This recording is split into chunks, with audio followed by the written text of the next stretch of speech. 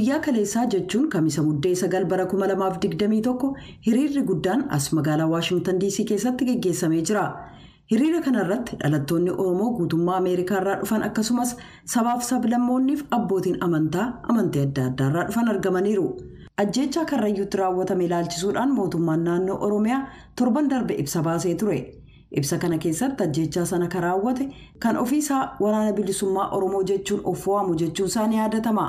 Kaayyoo hiriira kanaa akka ibsaniif akkasumas ibsa mootummaan baase kanarratti waahilli keenya Bafaqaaduun miseensa koree qindeessituu hiriira kanaa keessaa akka ta'an obbo Asaffaa Kitil haasofsiisee jira.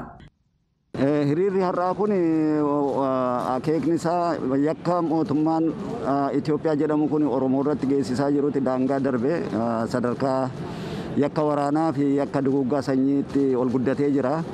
Kunis immoo akkasuma jechaan utuu hin ta'in Walloo keessatti dirooniidhaan dhimma itti ba'uudhaan uummata nagaa mana isaanii fi qabeenya isaanii wajjin mana keessatti walitti boombiidhaan gubuu, masgiida irratti wanni gochuun midhaan tuullaa midhaan isaanii jalaa gubuu, achi darbee waraana uummata Karrayyuu Abbaa Gadaa irratti waraanni dhaqee jimlaa cifcafaasa jedhamu sana akkasitti akka fixaa jira. Karaa dhiha Oromiyaatiin akka jirutti saboota biraa hidhachiisuudhaan Oromoo irratti bobbaasuudhaan qe'ee isaanii irraa buqqisaa, lafa isaanii qabeenya isaanii gubaa.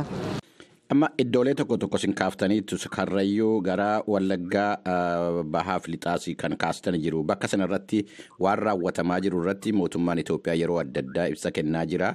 Warra hidhattoota inni shanee jedhee waamu warra immoo isaan waraana bilisummaa Oromoo jedhanii waamanutuyyuu gochaa jira waan kanaa jedhee ammas kan Karrayyuu irratti illee ibsa baasee ture mootummaan naannoo Oromiyaa. Isin warri as jirtanu akka mootummaan waan sana raawwate ragaa maalii qabdu fi kanaan mootummaatu raawwate jettanii balaaleffachuuf deemtu?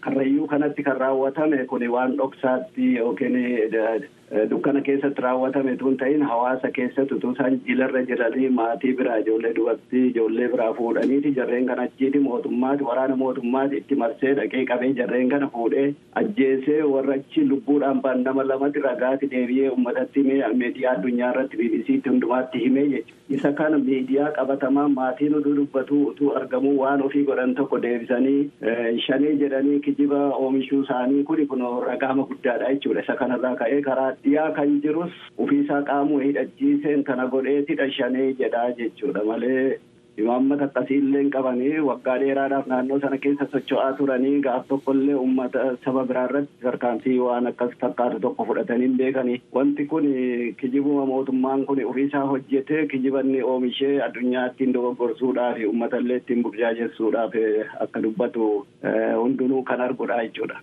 Hirmaattota hiriira kanarratti argaman keessaa tokko kutaa Minisootaarraa kan dhufan obbo Jamaal Ibraahim maaliif hiriira kanarratti akka argaman raadiyoo sagalee Ameerikaaf ibsaniiru.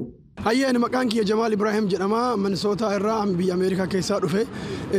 Kaayoon hiriira har'aa mootummaan biyyi haga ammaa imaammanni inni hordofaa jiru uummata wal facciisuu biyya balleessuu namaaf nama walitti kakaasee waraanaan balleessaa jira.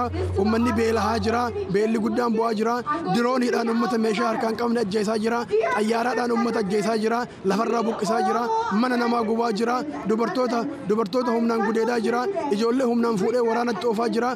Qoraan ibidda qoraanii taasisaa jira. Mootummaan Ameerikaa tarkaanfii dhugaa fi jabaa fudhachuudhaan mootummaa Itoophiyaa irratti dhiibbaa guddaa godhee nageenyi akka bu'u karaa sanarra akka deemu barbaanna. Namni kabroon hiriira kanarratti arguun dubbisne obbo Baharuu Dhugumaa asuma naannoo Waashingtan DC irraa yoo dhufan maaliif hiriira kanarratti akka argaman innaa ibsan. Maqaan koo Baharuu Dhugumaa jedhama. Ani asuma naannoo Waashingtan DC kanan jiraadha.